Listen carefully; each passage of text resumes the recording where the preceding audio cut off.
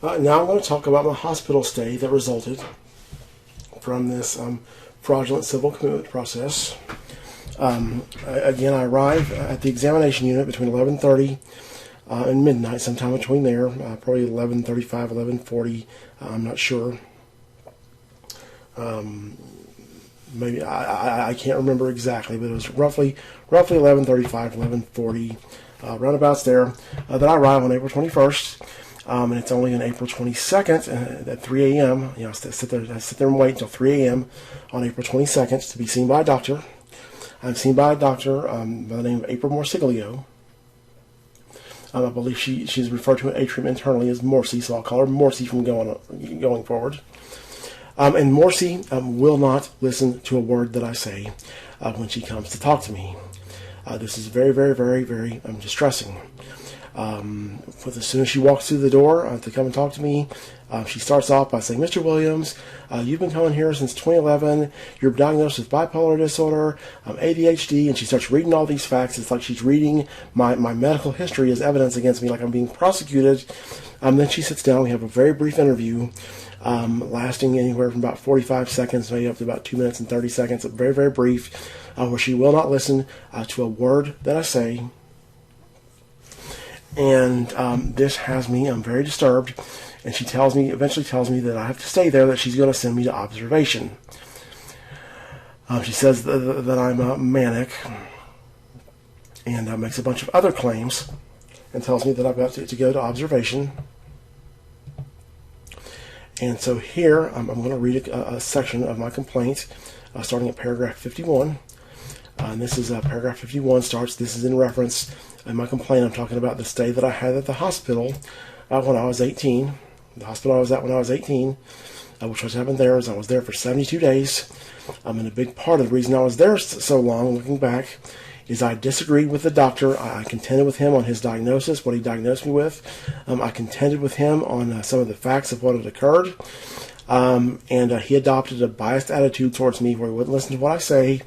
And he kind of was offended extremely by the fact that I would challenge him on his conclusions and stuff like this.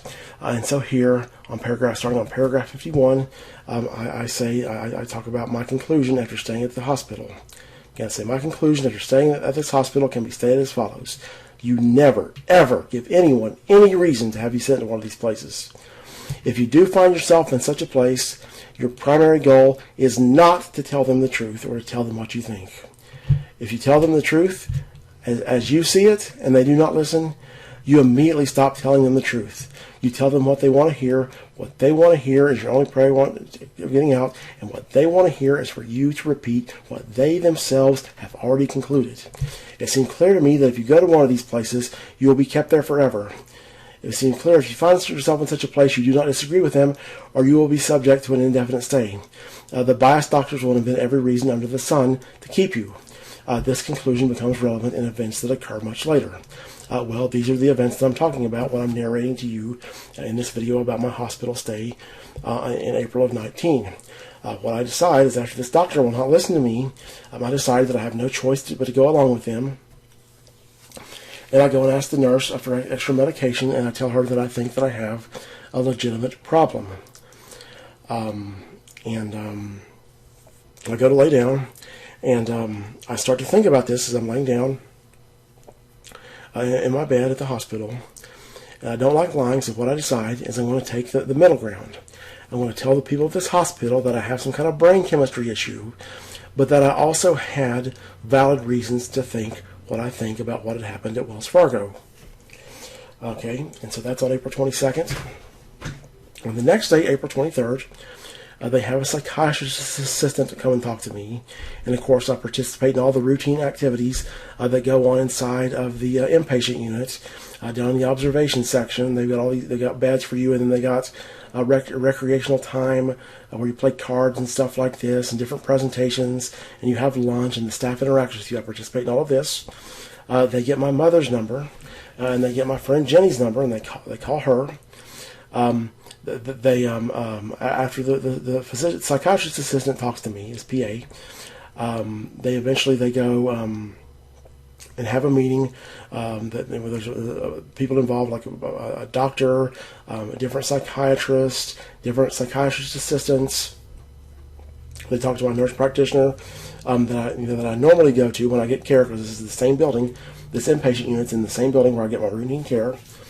And on April 23rd, after I've only been there for one day, checked in for one day, all of these professionals that handle my case, they conclude that there's not a thing wrong with me.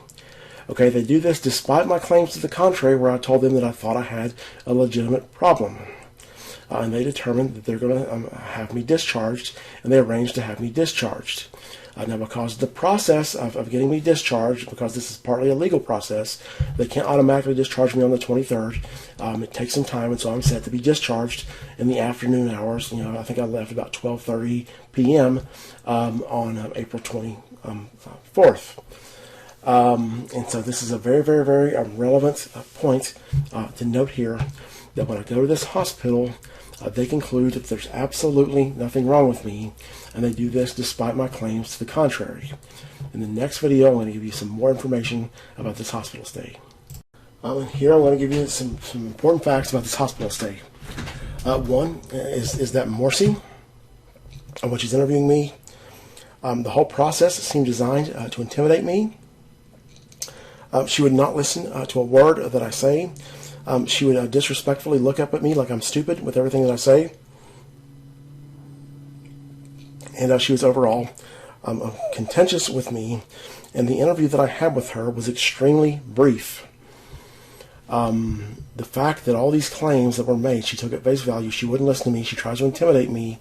Her resolve and all this leads me to strongly suspect that she was part of this scam as well.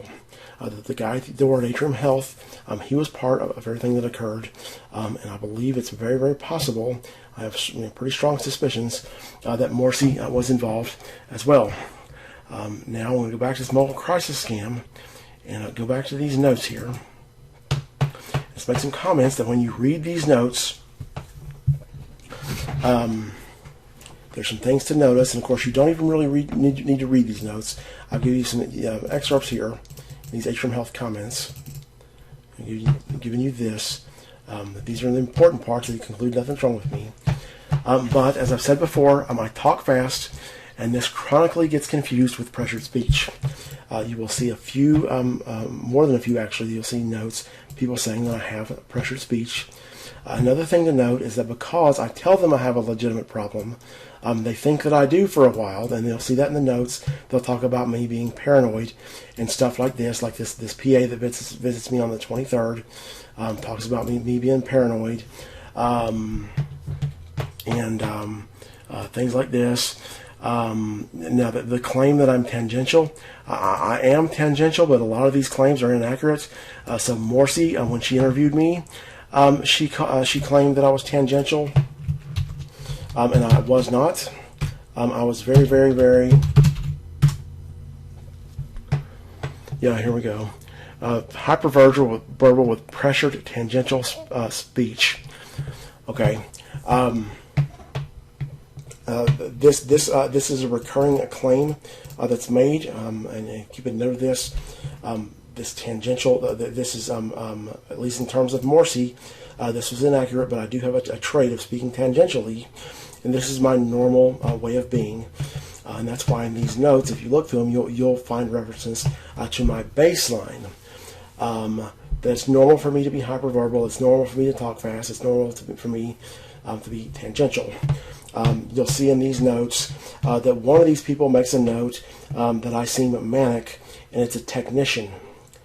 Okay, so the point of this, if you go through these notes and you see reference to me being manic, tangential, all of this stuff, you've got to realize it amounts to nothing, because either it's misstated, B, in regards to this tangential and stuff like this, this is my normal way of being, and you've got to remember that like this technician that's calling me manic, she has no credentials whatsoever, that a team of doctors concluded that there was nothing wrong with me.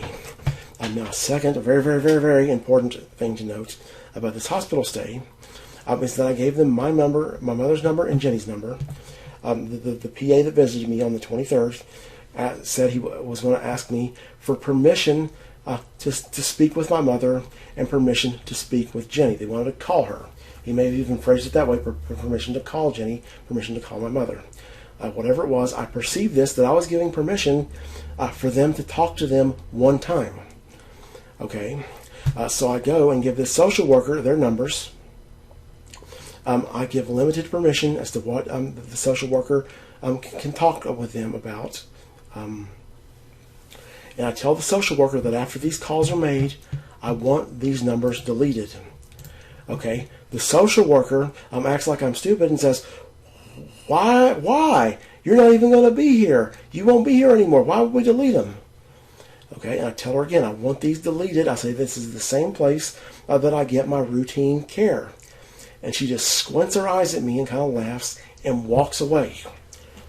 Okay, and when I later find out, and let me go back a second here, I have a very, very, very good reason that I will get into in subsequent videos. Very extremely good reason as to why I want my mother's number and Jenny's number deleted. I want them gone. Okay, I don't want them on the hospital's records at all. But this girl refuses. And then after I get out of the hospital, after I get out of this inpatient stay, on my next outpatient visit, they tell me that my mother and Jennifer Cox have been authorized for ongoing contact regarding my health care. Okay, so I tell them then to have the numbers deleted. Now watch them, they don't delete them, but they deauthorize them. They mark them as deauthorized. My mother's number and Jenny Cox's number are marked as deauthorized. So some very, very key factors to take away from this hospital stay was that the hospital, a team of professionals, determined that there's absolutely nothing wrong with me. Okay, and they gave these observations that are in complete contrast to what has been claimed by Jenny and these crisis counselors and all of this stuff. There was nothing wrong with me. Keep very, very well that this becomes, so for one, this is evidence of the fraudulent nature of the civil commitment petition. It's evidence of the fact that what I believe to have occurred did occur regarding the privacy violation, and then it becomes extremely relevant in events that happen later on that I'll get into in much later videos. And then the other thing to note is the fact that Atrium Health refuses to respect my wishes for my information to be private, to have numbers deleted, deauthorized, etc.